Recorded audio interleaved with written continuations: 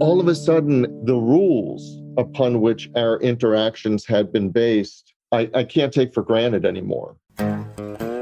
Business is messy and unpredictable. Sometimes lonely. So lonely. So lonely. And inspiration can often come from really weird places. We pick up where the bullet point blogs and the highlight reels leave off. We start with the stories. So here's my story. I lived in Belgium for college from 93 to 94. And we had traveled down to Morocco. We had our big spring break. And so this was let's hit our faraway places. And we had gone down to Morocco and spent a few days there. And we had come back into Spain and had to meet the rest of our huge tour group in Florence.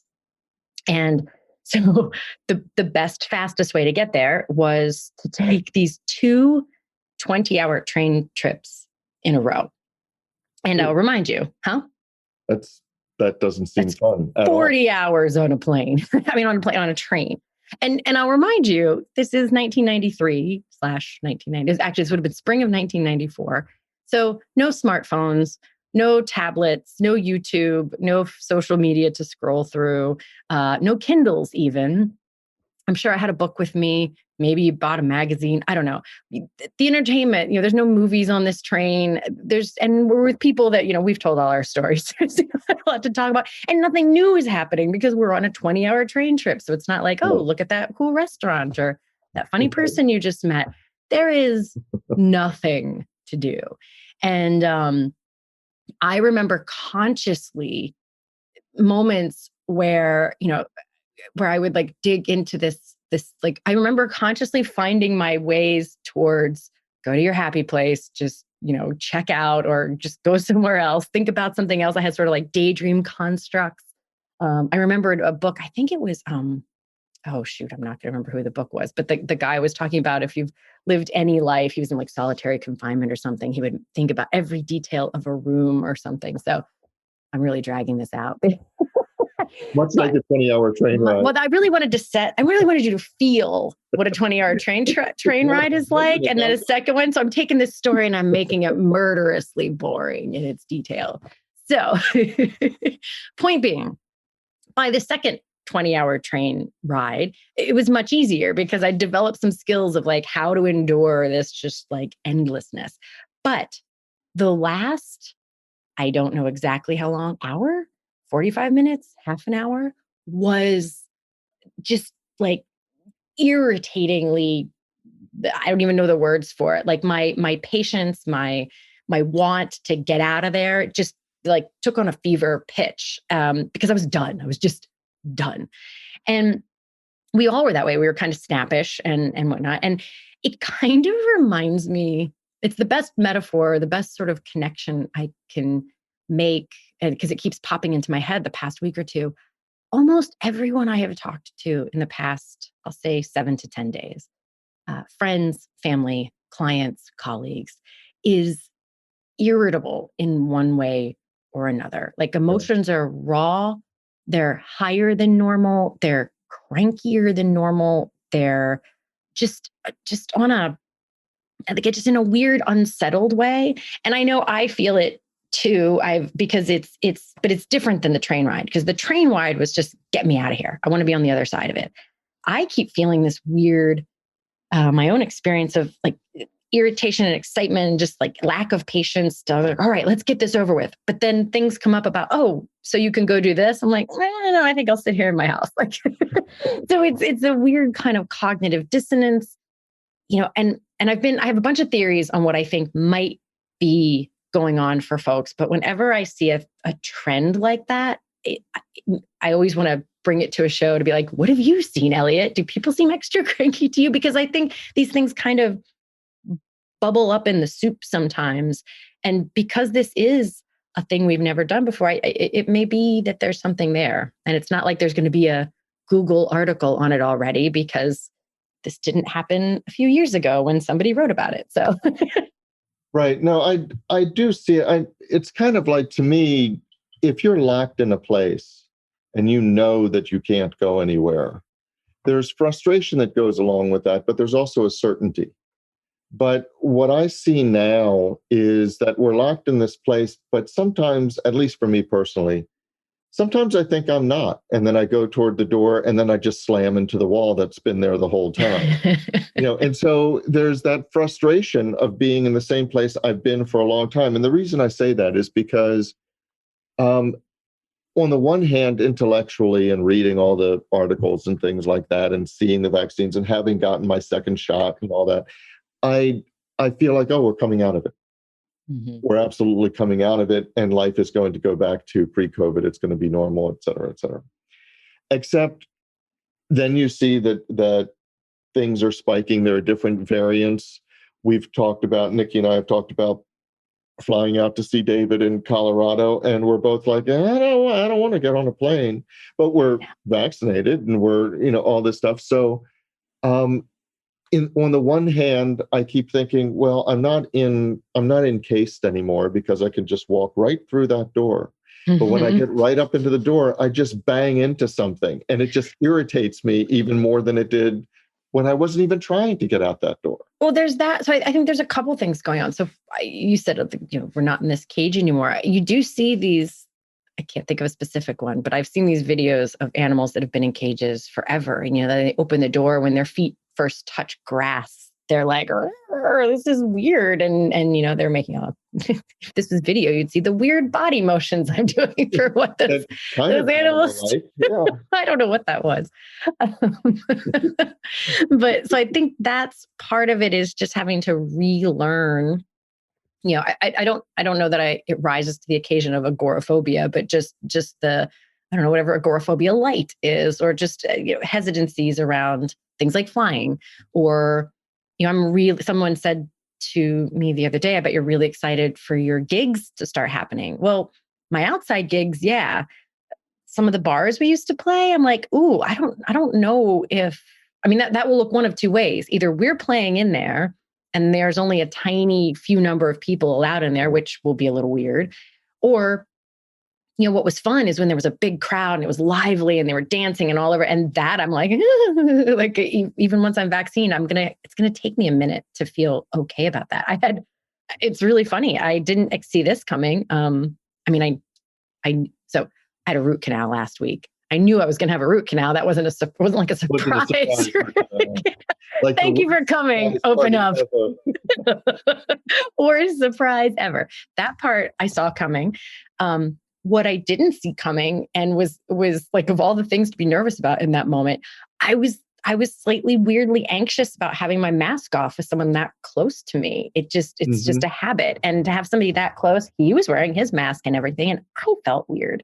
Last thing I needed to think about in the middle of a root canal, but which was fine, by the way. It wasn't nearly as big of a deal as everyone has made it out to be. I told you it wasn't as big of a deal.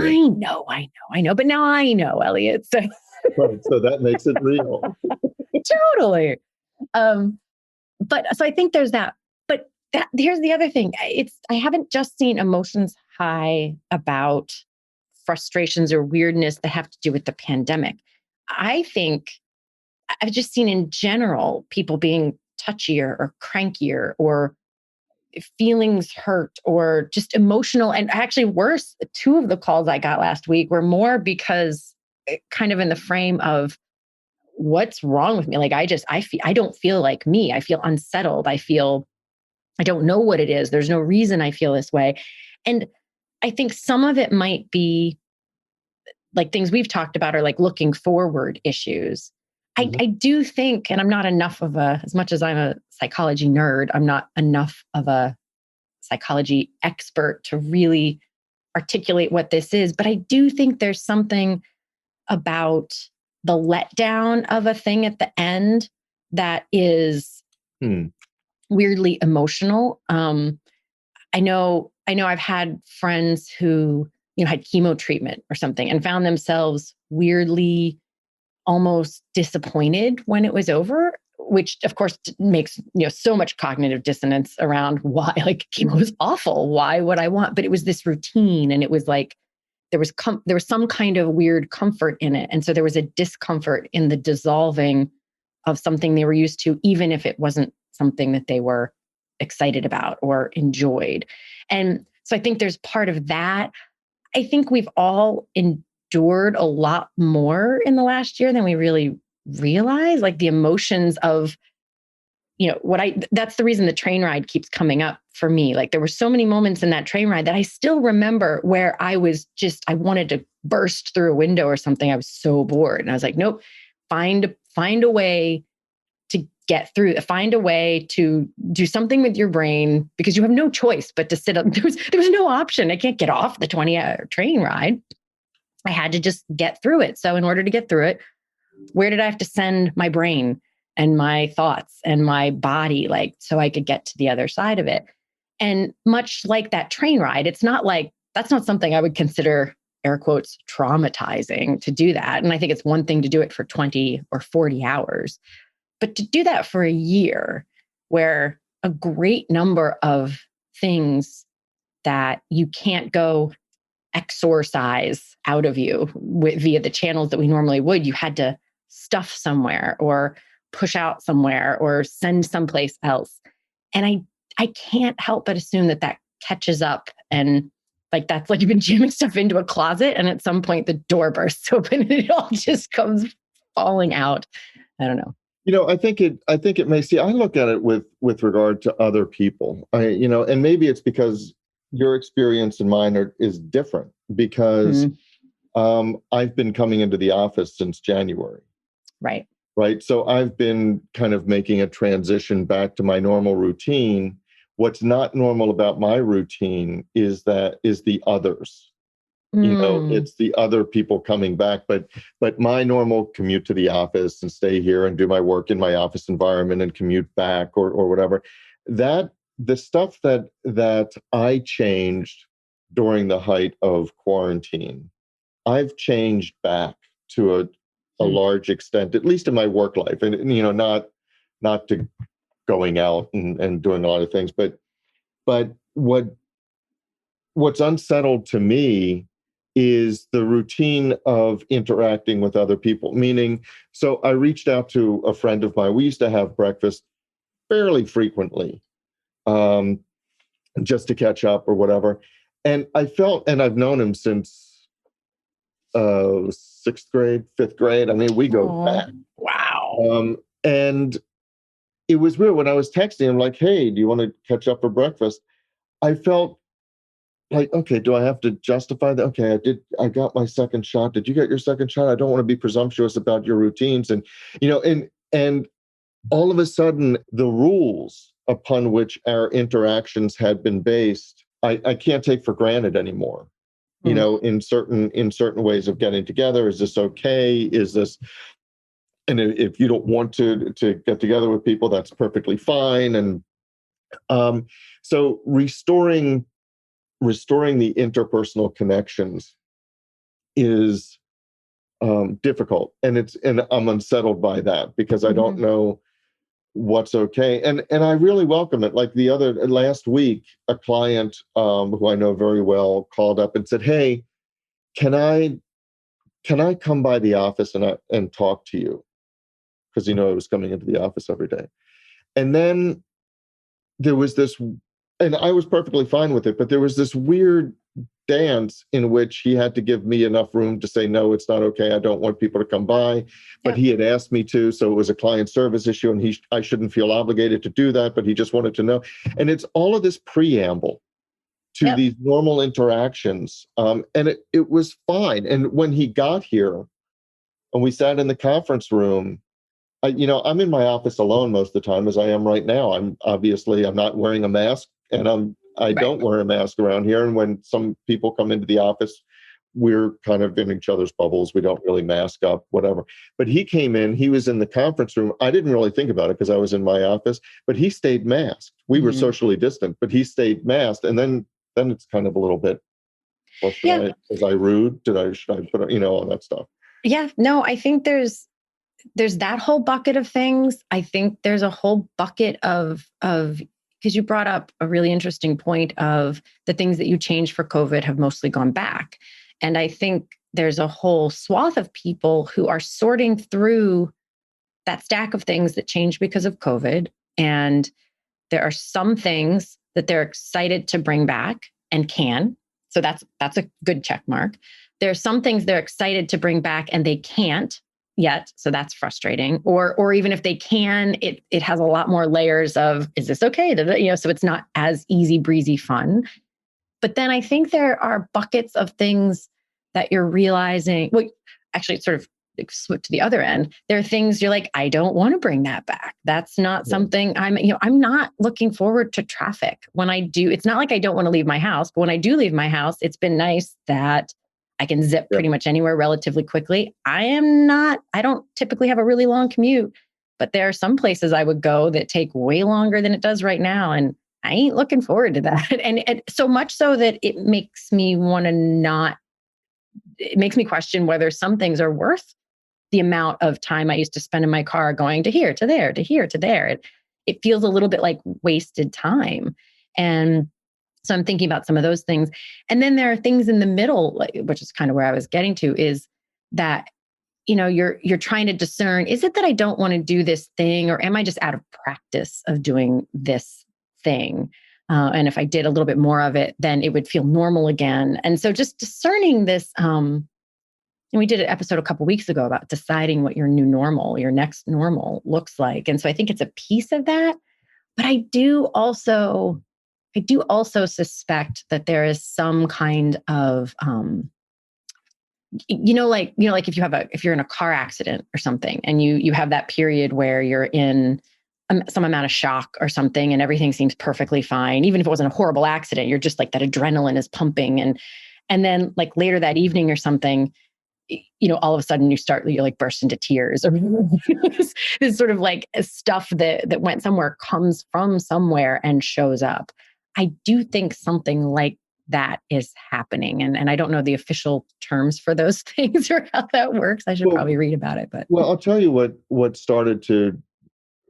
I started to inch toward my own solution, which is giving myself a longer runway. So for example, as you know, one of the things that I love to do, or I loved to do, was to speak. I go across the country if I'm lucky, and I can give keynotes and breakout sessions and do workshops. Love doing that in person. Of course, that all disappeared. Well, there have been some calls for speakers that came along for this summer, and I just don't envision getting on a plane and going out there and going to a crowded convention center, even if they do have a crowd. But I applied for my first one. I put in the first submittals for a conference in Toronto in December. I'm looking forward to that in a way that I wouldn't look forward to. And I actually declined to put in for certain conferences that are slated for June and July. Because I can start to wrap my head around and feel I like that, with the longer runway and December. Similarly, the friend that I told you about that, I reached out to him, what we decided on through a series of texts, whatever, we're picking a date, but the date that we're getting together for breakfast is in June. It's not in May, and we could do it earlier, but we're just starting to give ourselves a little bit of time to think about it, to get comfortable with it, to understand, to get to a place where, this is what I'm doing. It's June, whatever it is, and I'm going to meet Neil for breakfast. And it's the longer runway that's starting to make me feel comfortable. I'll give you one more example, and that is that I went grocery shopping yesterday, and in the same shopping center is a large movie theater. And that parking lot, that whole quadrant of this large shopping center up in York, was, of course, empty. I mean, you could have you could do donuts if you wanted. You could have X Games in it because there was nothing there. But I looked over and there were cars there. All of a sudden, because now they're starting to bring people back. They stay socially distanced. And when Nikki and I were looking at that, we're like, no, it's too soon. We understand that. We're both vaccinated. No, we can't see going into a theater. But as she was saying, said, well, but, if things come out, maybe towards the holidays or something, Thanksgiving, maybe I could see that. It's not like we're going to get stronger vaccines in October. No. It's just that it's the runway, I think. I love that idea because it does a couple of things. It gives you something to look forward to. It takes things like going to Toronto to speak out of the bucket of impossible, can't do that. It puts it out there as something that you can now get excited about, build up all that excitement, which just has momentum and joy to it and reason to do a thing. But it's out there far enough that you're like, it's not like I'm going to make myself do it tomorrow. Like I don't have to worry about it as much, and things will change. So I love that runway idea. I think this is a great place where, if you're in our Facebook group, great. I would love to hear, like, what is your experience with some of this? How are you navigating these emotions? A really good friend of mine said, whose wife is really struggling with unfurling COVID protocols. And to be fair, they had extremely heightened reasons that they needed to be extra safe. So they have been like at a top notch of, for very valid reasons. So they have been on high alert for like a year. And she was really the one who shepherded that to really make sure, figured it all out, whatever. And he said the most lovely thing. He said that he shared with me that he had said to her, you got us into this, you safely escorted us into this. It's going to be my job to escort us out, because he sort of has to take her hand and help her out because she's having trouble sort of finding a different set of dance moves in this. So I think I'd love to hear from folks either in the Facebook group, how you're handling it. We very excitingly, as we announced last week, have this new way that you can talk to us, which is just send us a text at 410-632-6894, which is an impossible number to remember that has no letters on those numbers that will help you remember it. So if you can't remember 410-632-6894, you can actually just go to our website, and there are several places where there are buttons that say text us, and there's one little step you have to do to get into the system, but then we can text back and forth. And I've already been talking with several people who we had never heard from before, which is very exciting. So I would love to hear from you in any channel with which you can speak with us, how you're handling this, what you're seeing, what ideas, what's working, what's not working, what you think the unsettledness is.